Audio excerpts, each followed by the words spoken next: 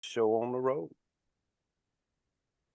All right, welcome to another lunchtime chat, uh, sponsored by RELC, the Racial Equity Learning Community out of Rockingham County.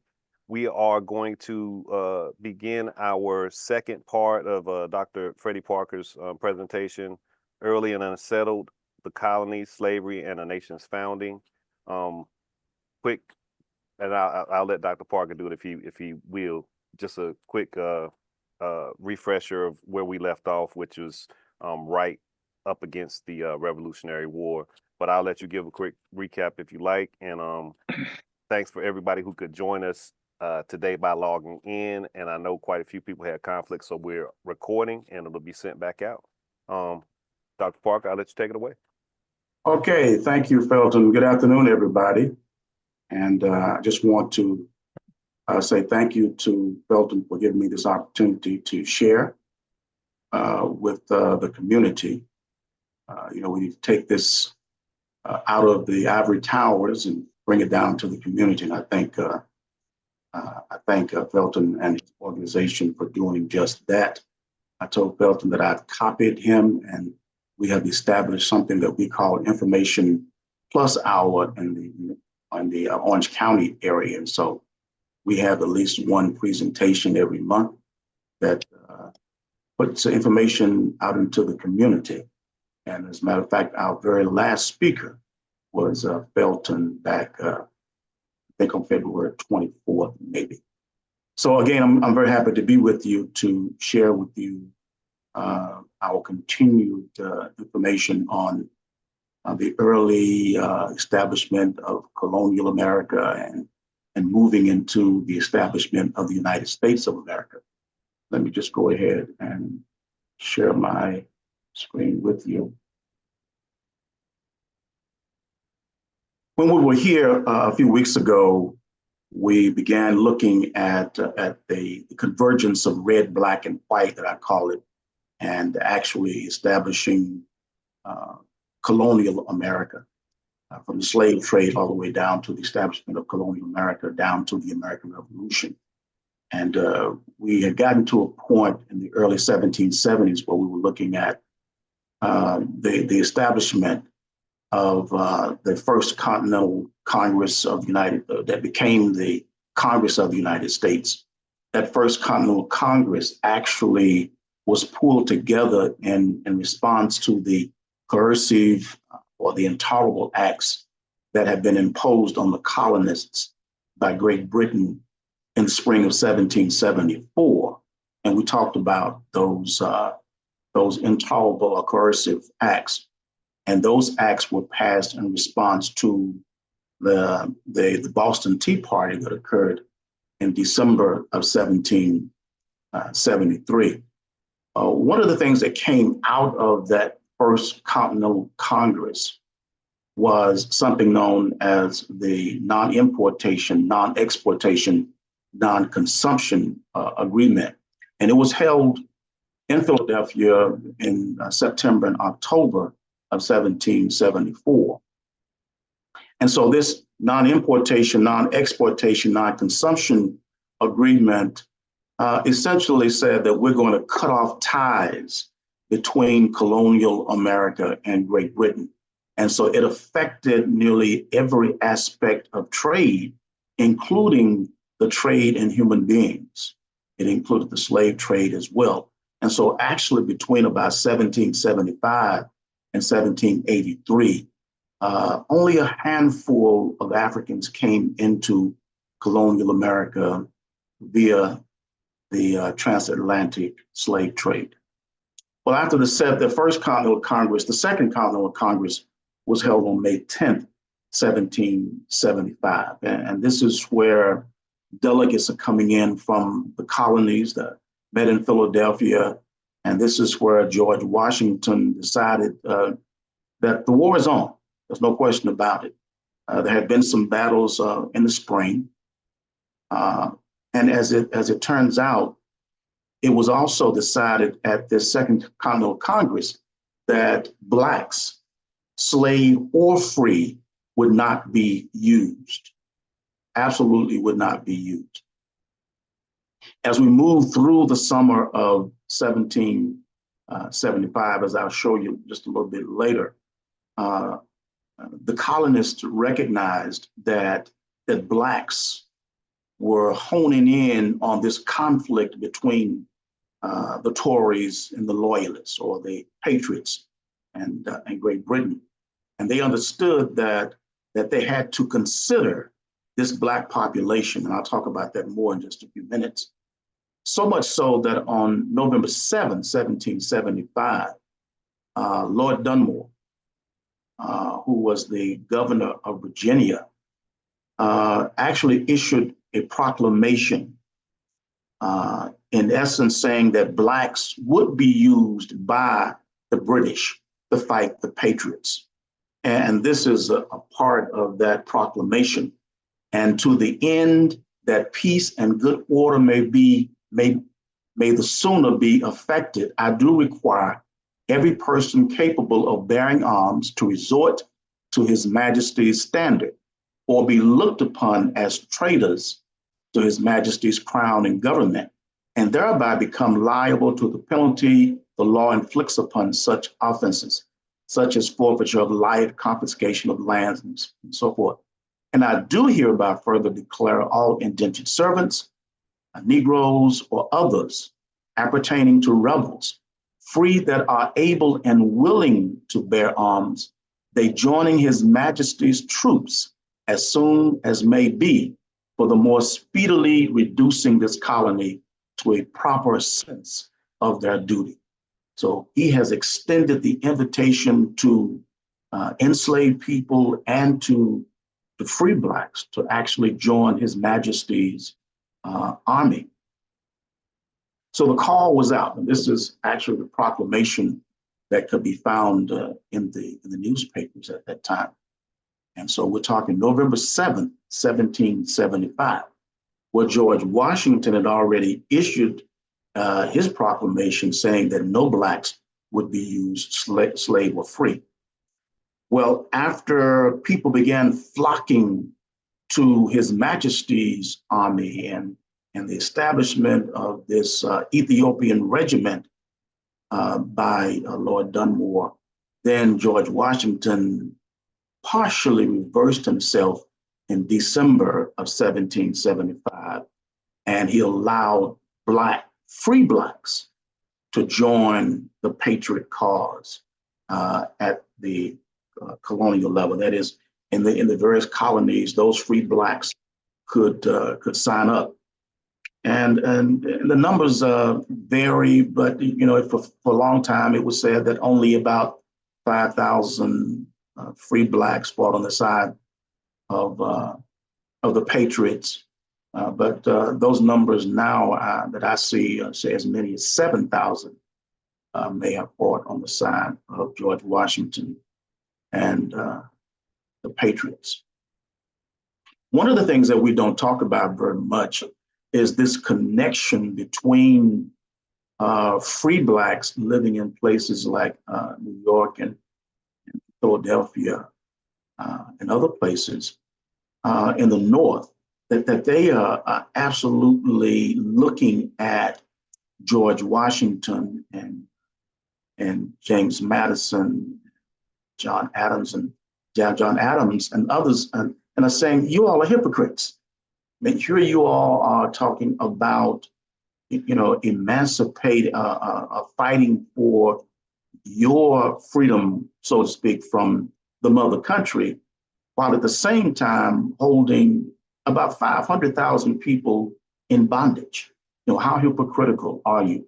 And so what we see in the early 1770s is this fight on the part of Black folk to become free, not only to end the slave trade, but to end slavery completely. So during the early 1770s, Blacks began petitioning northern legislatures for the emancipation of slaves in their respective colonies. Peter Bestis, Sambo Freeman, Felix Hillbrook, and others petitioned the Massachusetts General Court to abolish slavery in their colony. The free Black populations in New York, Philadelphia, and Boston were also vocal in their opposition to slavery. Blacks saw hypocrisy in the colonists' struggle for freedom and their continued enslavement. The revolutionary fervor had made its way to Blacks throughout colonial America. In the Southern colonies, there was fear that the British would use slavery as a weapon to keep the patriots wedded to the crown. So the North Carolina leader, for example, Joseph Hughes, commented that the British were going to, quote, to let loose on our frontiers and to raise Negroes against us. James Iredell, another North Carolina leader, asserted that Britain's diabolical purpose of exciting our own domestics to cut our throats and involve men, women, and children in one universal massacre. So you can see that the leaders and the common man as well are fearful that the British would use Blacks to fight against the Patriots. In 1773, a British observer wrote, the southern provinces may be entirely thrown out of the question, not only as being thinly peopled and enervated, but from the great majority of Negroes intermixed, which exposes them to immediate ruin whenever we detach a small cord to support an insurrection. In 1774, James Madison, the future president of the United States, wrote, if America and Britain should come to a hostile rupture, I'm afraid an insurrection among the slaves will be prompted. In one of our counties lately, a few of those unhappy wretches met together and chose a leader who was to conduct them when English troops should arrive, which they foolishly thought would be very soon, and that by revolting to them, they should be rewarded with their freedom. So Blacks from Georgia to Maryland realized that the crisis colonists found themselves in served an advantage for them. Slave conspiracies were uncovered in several Southern colonies in the mid-1770s. And John Adams commented that, quote, the Negroes have a wonderful art of communicating intelligence among themselves. It will run several hundreds of miles in a week or fortnight. So you can see the fear that the colonists experienced, believing that at some point in time, they could be wiped out by the slave population. And right here in North Carolina, slave plots were put down in Edenton in May of 1775, in Wilmington in June of 1775, Pitt County in July of 1775. And Josiah Martin, who was governor of North Carolina, wrote of the Earl of Dunmore that although Virginia and Maryland are both very populous, the whites are greatly outnumbered by the Negroes, at least in the former, a circumstance that would facilitate exceedingly the reduction of those colonies who are very sensible of their weakness arising from it.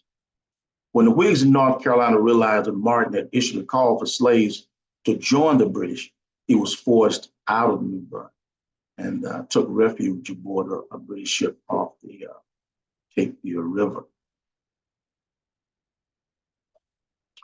So the war is on 1775. So I think all of us are familiar with the Articles of Confederation that were written in 1777, 1778, and 1783, the Paris Peace Treaty that actually ended the war. That important Annapolis Convention that essentially was pulled together at the behest of Thomas Jefferson. The problem with the Annapolis Convention of 1785 was that very little was achieved, they believe. As a matter of fact, the Maryland delegation didn't even show up for the convention. And so it was decided that another convention would be, and let me also mention the 1785 convention was held, but it was decided that another convention would be held. And that, of course, was the Constitutional Convention of 1787. You also should be familiar with the Northwest Ordinances of 1785 and 1787. And this is where when Thomas Jefferson began to flex his muscles. And it was the point at which the colonies began, like North Carolina and Virginia and Maryland, Pennsylvania, actually gave up a tremendous amount of their land, and the Northwest Territory was formed as a result. And pretty soon, within about 20 years, the first state would be carved out of that Northwest Ordinance, and that first state was Ohio. I want to turn my attention now to the Constitutional Convention of 1787 that was pulled together because the Annapolis Convention was not successful. And this is where some historians maintain that sectional conflict actually began. When you look at the articles in the United States Constitution related to Blacks, related to the slavery,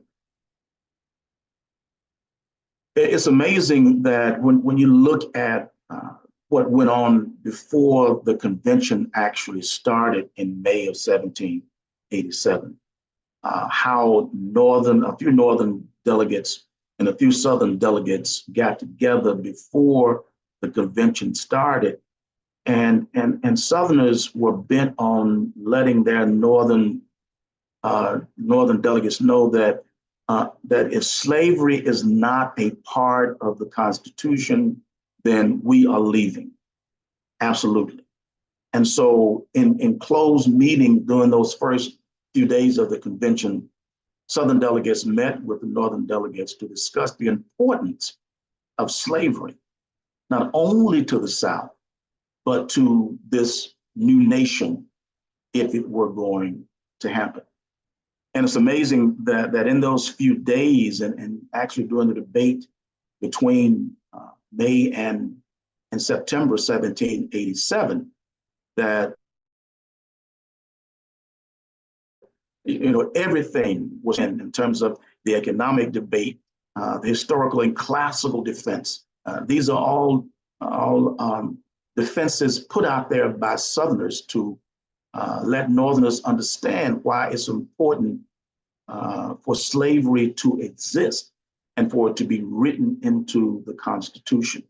The Roman and Greek underpinnings, Plato theory, the natural inferiority that's always been, an inferior group, and nothing is wrong with the institution of slavery. The necessity of slavery. They were all proponents, of course, all the leaders representing all the colonies were absolutely proponents of maintaining some form of slavery. There was the religious defense. And it's amazing how people were using the Bible and using specific scriptures in the Bible. Southerners could point to these passages and ask, if God ordained slavery, then what they were doing was moral and ethical. And so one could look at Genesis 9:22 through 28, and that's the story of Ham, that Black people were the descendants of Ham. And so it's okay to enslave people of African descent, to get a good feel for what the Southerners were throwing out. You can read in this wonderful article by William McKee Evans, published way back in 1980, From the Land of Canaan to the Land of Guinea, the strange odyssey of the sons of Ham. And that article was published in the American Historical Review. in 1980. And in essence, what McKee Evans points out is that the story of Ham has been used for thousands of years to justify the enslavement of whatever group was being enslaved. And so Ham's ethnicity changed, his color changed, and religion changed. You know, whatever the group was being actually enslaved took on the characteristics of Ham. An outstanding read. As a matter of fact, we actually had William McKee Evans to come to NCCU and speak maybe 25 years ago. And so it continued. If you look at that article, he points out the various scriptures that have been used. One, always, servants, be obedient to them that are your masters according to the flesh, and obey your masters. And other scriptures have been used to justify the enslavement of people. And the return of fugitive slaves, for example, was very important when they got down to Article 4, Section 2 of the Constitution. The return of fugitive slaves was justified in Paul's letter to Philemon about the slave Onesimus. There is debate about whether Paul argued for the return of Onesimus to Philemon, advocating his freedom or his support of existing law regarding runaway slaves. So believe it or not, Article 4, Section 2 of the US Constitution is tied to scripture to some extent.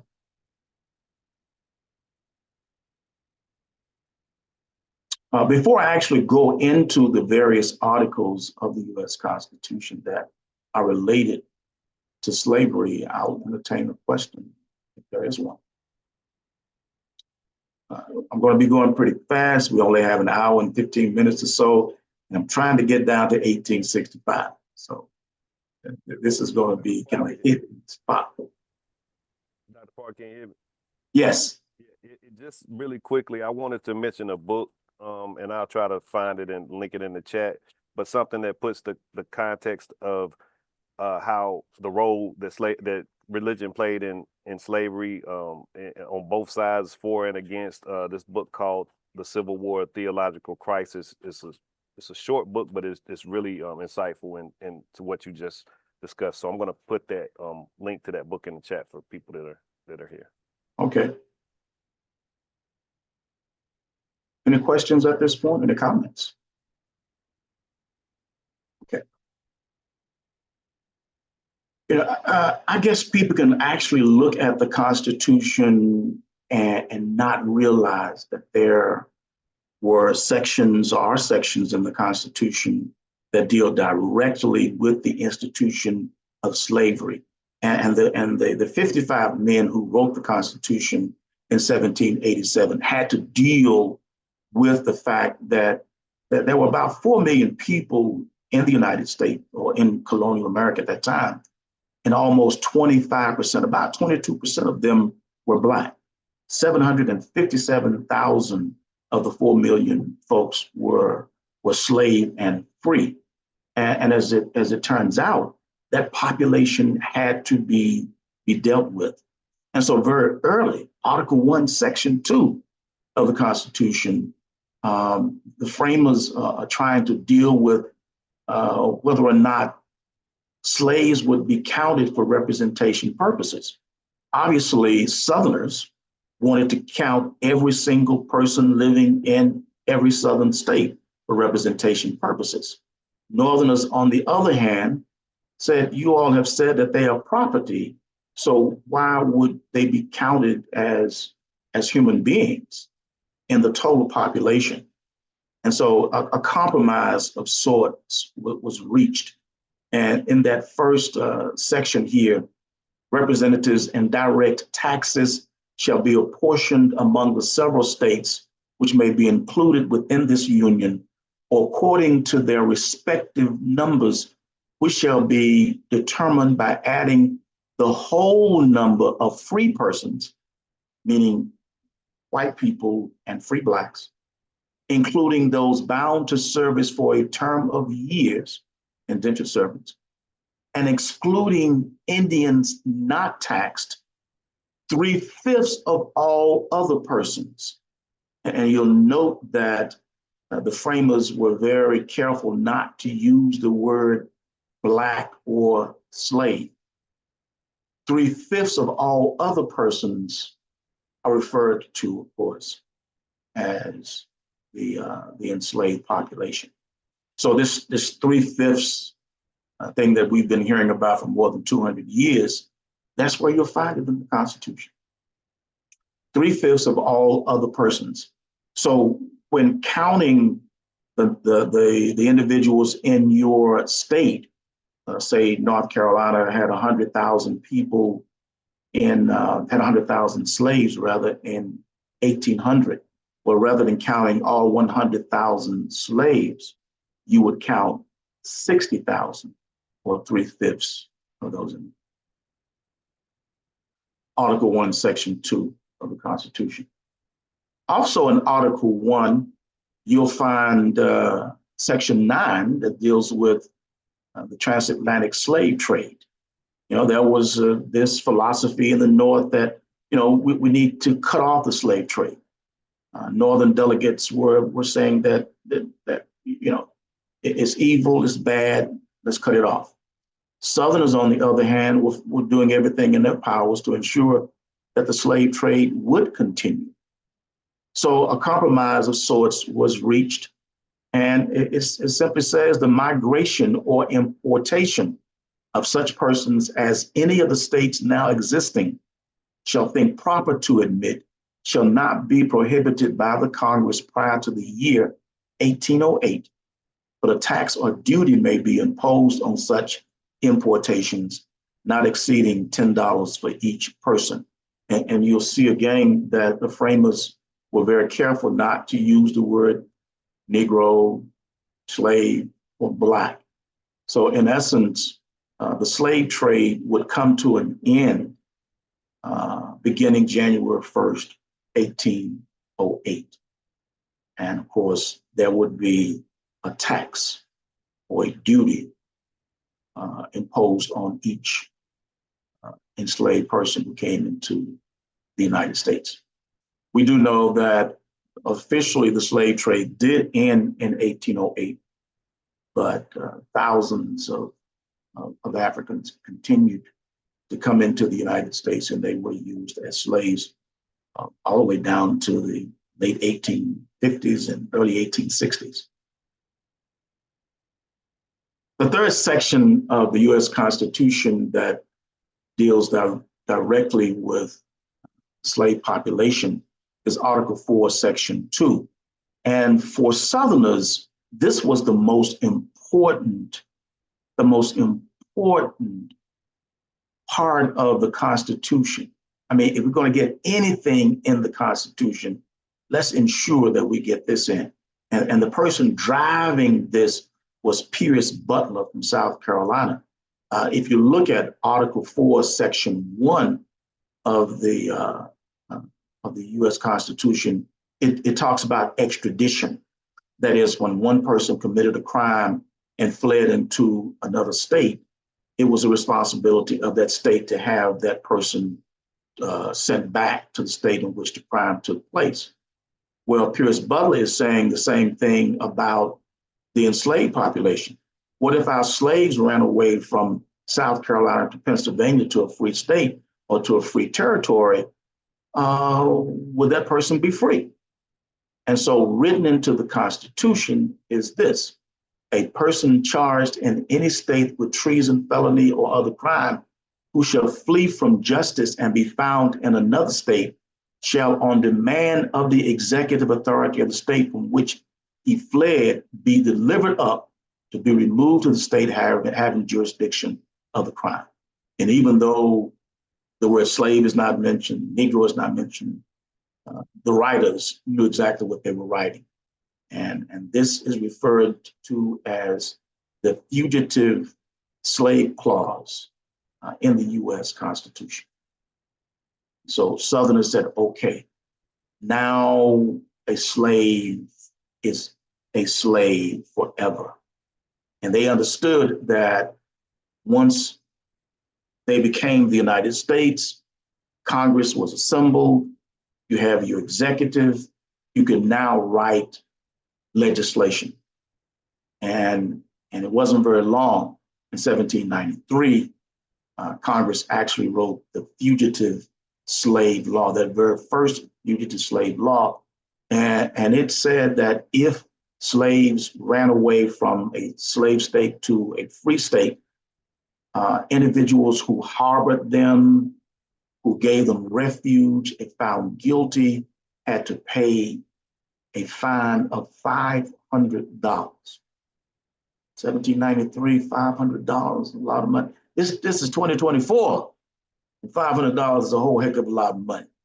So, you know, Southerners absolutely got what they wanted in Article 4, Section 2, and in 1793 Fugitive Slave Law. The only problem with the Fugitive Slave Law, and Southerners cried for another 50 years or so, saying that the law was not rigidly enforced, that once enslaved people made it to northern states or to free territories, they were given refuge, and the people in those states did very little to return that property back to the South. So as a result, the United States of Congress actually ratifying the Constitution in 1788, 1789, we're now the United States of America. And what I want to do is to just talk about some significant events in the early years of the Republic. All of you know that the first three presidents were Washington, Adams, Jefferson. Jefferson's election is known as the Revolution of 1800. You're now getting rid of these Federalists, and you have your first anti-Federalist president being elected. I think very significant in those early years of the Republic is the Louisiana Purchase of 1803. And its significance, number one, it more than doubled the size of the present United States at that time. It opened the extension of slavery question. Will slavery be extended into the newly acquired lands? And the strict and loose interpretation of the Constitution. People were saying that Thomas Jefferson was a strict interpreter of the Constitution, but the purchase of Louisiana said something else about whether or not he was a strict or loose interpreter of the U.S. Constitution. And I'll get back to the significance of that in just a few minutes. Other significant events, all of us, of course, the War of 1812, you know that that's referred to often as the Second War for American Independence, but its aftermath and the development of the American system that initiated a series of protective tariffs, I think are very important to the early discussion of American history, because it was the American system that triggered this response that we are America, we will protect America, we will buy America, we will support American manufacturing, and to do that, we're going to institute a series of protective tariffs. And three of them were passed: 1816, 1824, and 1828. And of course, the goal was to depend less on foreign trade, buy America, support American manufacturing. The tariff of 1828 was referred to as the tariff of abomination. and it was almost a 50% tax on incoming goods. I mean, the highest protected tariff in the history of the nation, of the young nation. And all of you know that it led to the Nullification Crisis of 1828. It is what really ushered in this sectionalist conflict, the sectional crisis North against the South. The crisis is sometimes referred to as the first battle of the Civil War. John C. Calhoun, who actually was elected vice president of the United States in 1828, and who was a nationalist most of his life, now has become the leading proponent of sectionalism, of protecting the South and its economy, and more than its economy, protecting the South's way of life. So John C. Calhoun wrote anonymously the South Carolina Exposition and Protest. I mean, everybody knew that it was probably John C. Calhoun. And of course, it was a protest against this protective tariff, this tariff of abominations. I mean, so much so that he actually resigned as vice president of the United States and went back to South Carolina, later, of course, became a senator and was there until his death in 1850. Such words as nullification, interposition, the concurrent majority.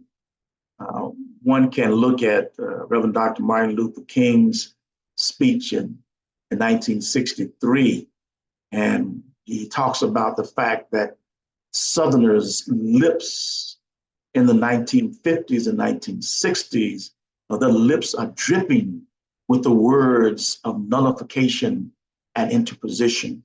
That whenever the South wanted to go against a Supreme Court decision or legislation, they could simply nullify it. Or in the case of King saying, no, lips dripping with nullification and interposition.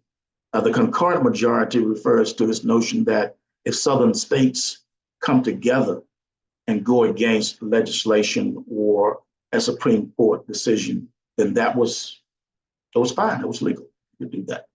But of course, we know that that's not the case. North Carolina can't just say, I'm not going to abide by this decision of the U.S. Supreme Court. They can say it, and in often cases, they do it. But legally, that's not the case. Now I want to dip back. I know we don't have very much time, to the Missouri Compromise of 1820. At that time in 1818, there were 11 free and 11 slave states that made up the United States. All of you probably know that Maine and Missouri applied for statehood. But Henry Clay and others decided that what will happen when the next state applies for statehood? And the big question was always having a balance of power, in the U.S. Senate. You didn't want the South to have more representatives in the Senate than the Northerners and vice versa. So there was this philosophy that we needed to maintain some balance of power. And as it turns out, with 11 and 11 in 1820, a compromise was reached. We'll go ahead and allow Maine to come in, we'll allow Missouri to come in, but we need to set some kind of precedent for states that would be carved out of that massive Louisiana territory. And the precedent-setting part of that was that slavery was forbidden north of 36 degrees, 30-minute parallel. So if you look at the northern border of North Carolina and follow it across to Missouri, it would be Missouri's southern border. So anything north of 36 degree, 30-minute had to come in, or territory, states carved out of those territories had to come in as as free states. And of course, that remained the law of the land until 1854, when the Kansas-Nebraska Act was passed, and it was partially reversed. We'll talk about that in just a few minutes. Other significant events in American history in those early days, I think we'd be remiss if we didn't talk about the Native American population and the fact that in 1830, Congress passed the Removal Act, the Indian Removal Act. It was signed into law, of course, by Andrew Jackson. Some Supreme Court cases grew out of that act, and it's essentially it was legislation designed to remove what would be almost 100,000 Native Americans between 1831 and 1850. And 1851, we talk about the reservations in 1867, but concentrations were established in the United States, specifically for the Native American population in 1851, as thousands and thousands of Native Americans began moving to actually were moved and removed to the western part of the United States. They had to come up with some way to kind of put these individuals in a specific area, and the concentrations, like the reservations 16 years later, did just that. The Supreme Court case, Cherokee Nation versus Georgia in 1831, Supreme Court ruled that Indians were independent nations, but dependent domestic nations, which could be regulated by the federal government. They were not out there on their own. And from then until 1871, treaties were actually, that were written, were dictated by the federal government. In other words, the state of Georgia, the state of North Carolina could not actually negotiate with a Native American ethnic group.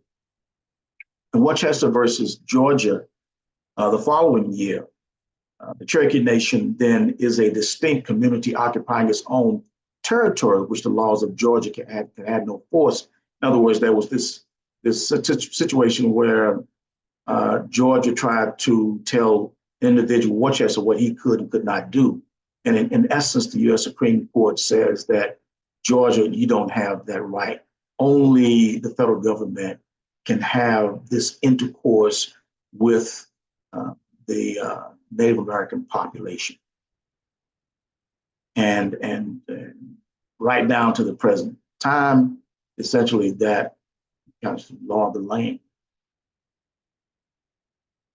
I mean, all of us are familiar with the Trail of Tears and the fact that it began the removal of Native Americans from the eastern part of the United States to the western part. As I indicated, we talk about the Trail of Tears, those thousands who were marched to the western part of the country, during the 1830s. But when you look at the whole sweep between 1830 and about 1850, we're talking almost 100,000 people being removed.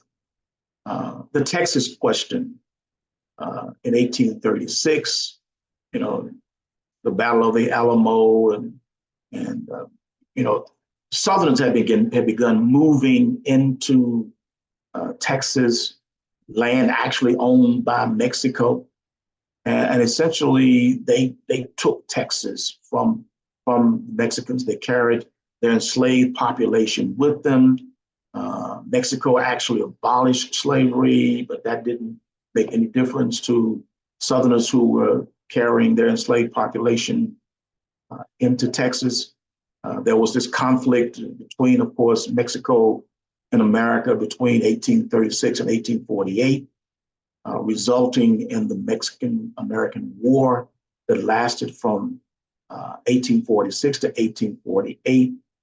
And after the war ended, the Treaty of Guadalupe Hidalgo was written. And essentially, the United States, again, is able to add a tremendous amount of real estate to the United States. And this is when the United States definitely is going from shore to shore, because as a result, or the provisions of the Treaty of Guadalupe Hidalgo allowed for this huge amount of land for the United States. It actually included present day California, Arizona, New Mexico, Colorado, Nevada, Utah, Wyoming. We're talking about 525,000 square miles. Mexico said that they, as a part of the treaty, they were to receive $10 million. There were those who argued that they really never got that $10 million. And also, as a part of the one of the provisions of the treaty was that the Rio Grande River would become the southern border between Mexico and the US. And all of us hear in the news every day, what about that southern border? What about that southern border? Well, we know what the southern border is without a doubt.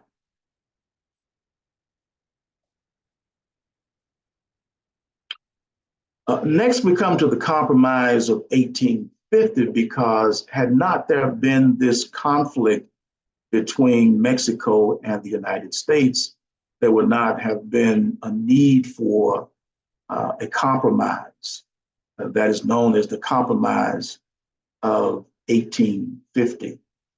What's significant about the Compromise of 1850, of course, is that the big question was, okay, we have all of this land out there. What are we going to do with it? Southerners believe that the land should be opened to the institution of slavery.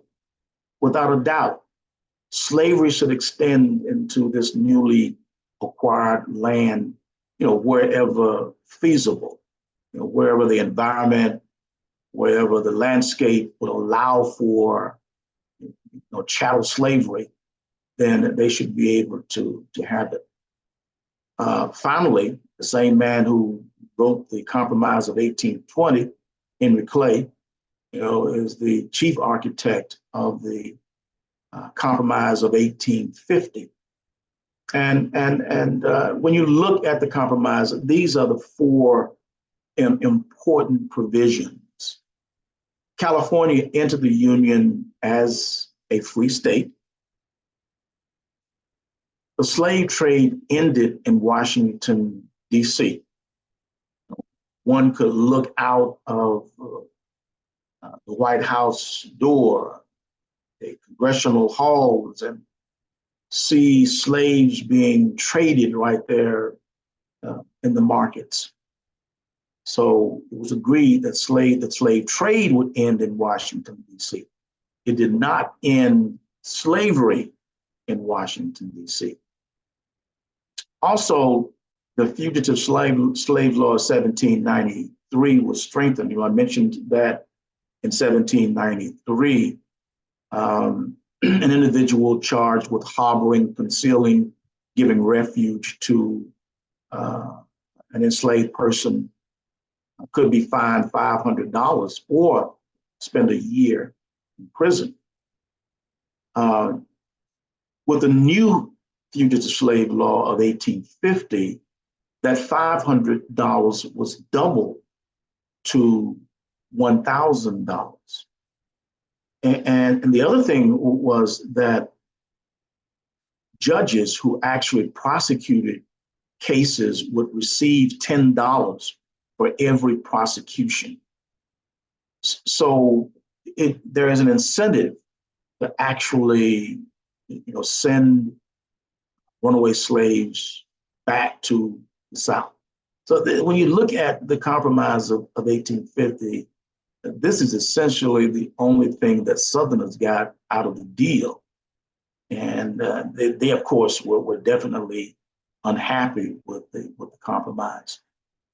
The other potential that they could have received from it is the fact that popular sovereignty was applied to the states that would be carved out of the Mexican territory, or this newly acquired 525,000 square miles. So whenever a state, a territory applied for statehood, that state could actually hold a plebiscite, hold a vote to determine whether or not they're coming in as free or slave. To the best of my knowledge, no slaves, no states came in under slavery, and eventually all of them would come in as free states.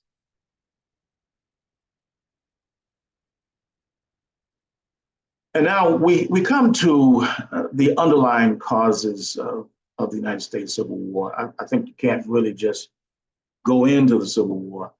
The underlying causes, and one of the questions that I give to my master's students when they're doing their exam, Master of Arts exam, is I want you to write me an essay on what you think are the major underlying causes of the United States Civil War. And for me, the framing of the Constitution, as I stated earlier, kind of begins this friction, this sectional conflict. You have to talk about the Compromise of 1820, the Nullification Crisis of 1828, without a doubt, abolitionism, the Nat Turner Rebellion of 1831, and the fear of rebellion in total.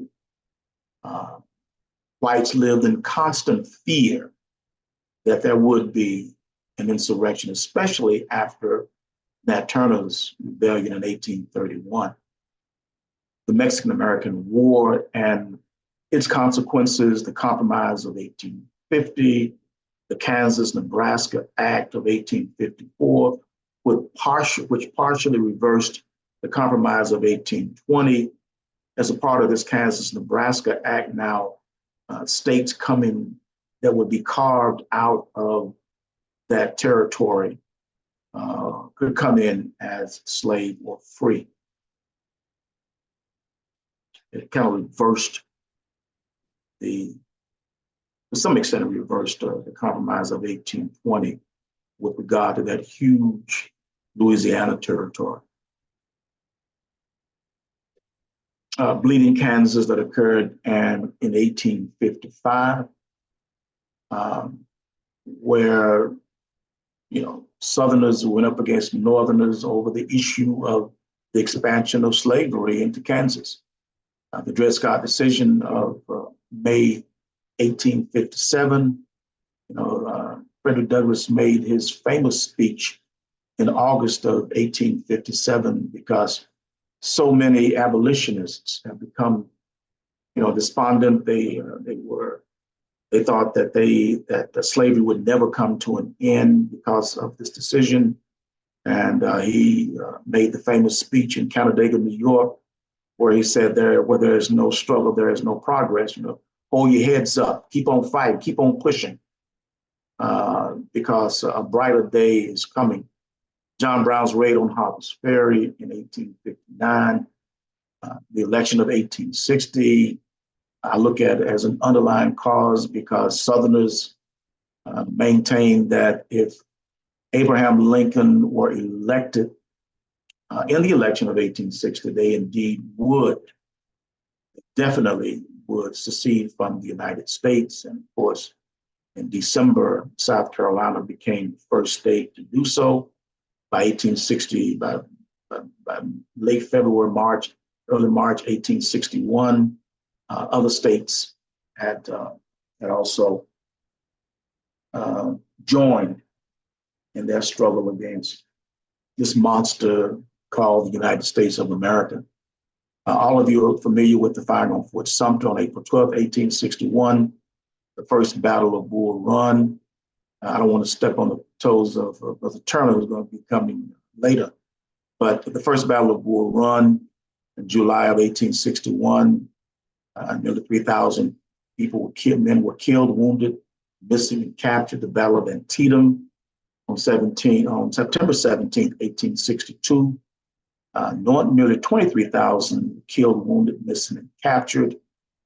And this battle, of course, was the catalyst for Abraham Lincoln to issue the Emancipation Proclamation that was to go into effect on January 1st, 1863. And I say in the end here that the Civil War was not fought to end slavery. Its ending was a consequence of the war.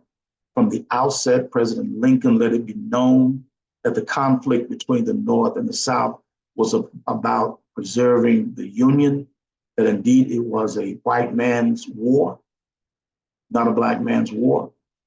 Lincoln's official position on the war was, if I could save the Union without freeing any slave, I would do it.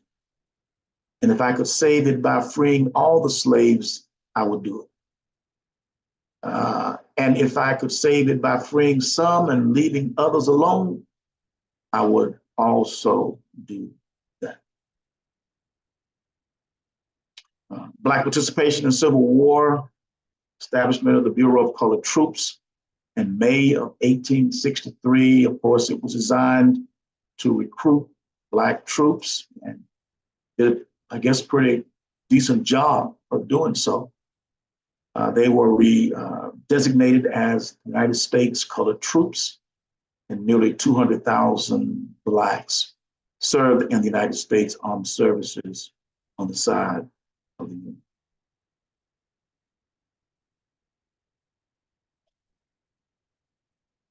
And I'll stop right there. A lot of information to hit on, and we're talking about 90 years or so. Absolutely. Greatly appreciate you for informing us better. Anybody have any questions? I'm going to just say a couple words about the books I posted in the chat. But if you have any questions, just raise your hand or a mic and ask away. I'll just say briefly, I just put a few books in the chat. I think they do a really good job of capturing how contentious and violent actually the Senate and Congress and pieces of what we think of the government that we have. Oh, I'm sorry. Can you hear me? Can everybody hear me? Okay. Well, yeah.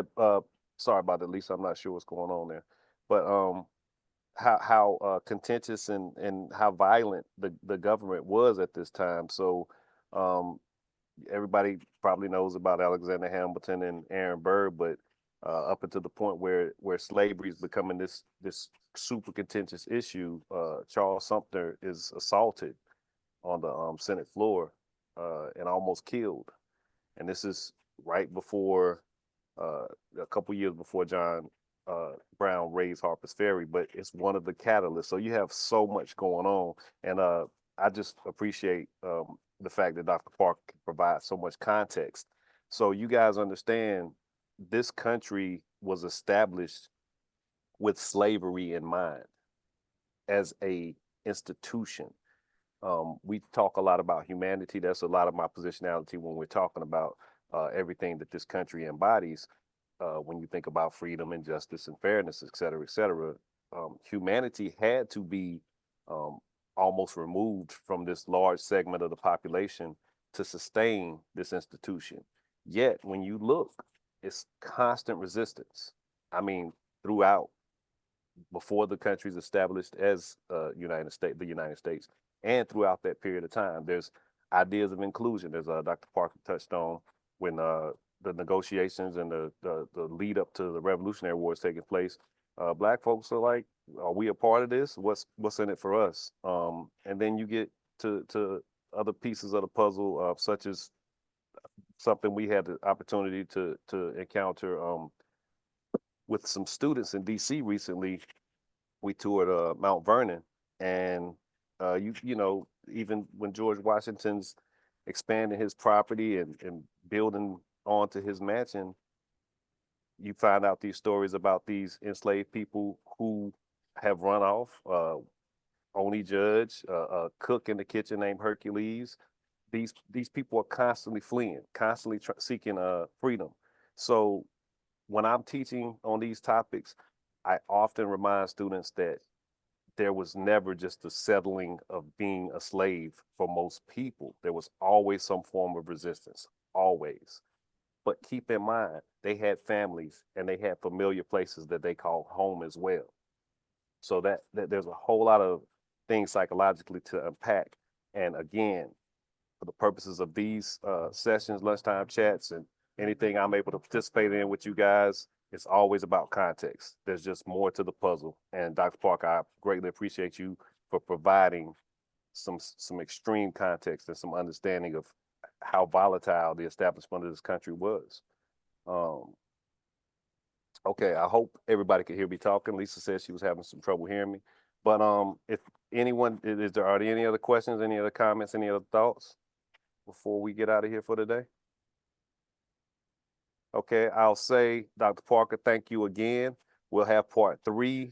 I'm thinking in another maybe 2 months, because Andrew Turner, as Dr. Freddie Parker mentioned, he's going to kind of fill in the area that's concerning the Civil War, give more context to that, and actually express some more personal stories of soldiers, both Black and white.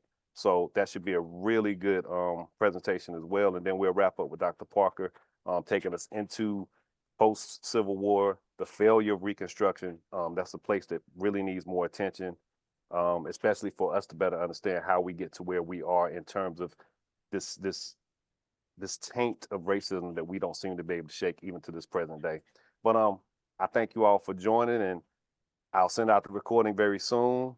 Greatly appreciate you all. Salitha, did you have a question before we get out of here? Okay, well, you just turned on that camera, so I wasn't sure. Well, you getting a lot of thanks and greatly appreciate. Oh, thank you. Oh, okay. Dr. Parker, we all thank you, and then you getting a lot of thanks in the group chat, and greatly appreciating you for imparting this wonderful information. So you guys enjoy the rest of this beautiful day. Beautiful day. Yeah, enjoy it. Thanks, Dr. Parker. Greatly appreciate All you. right. Y'all take care.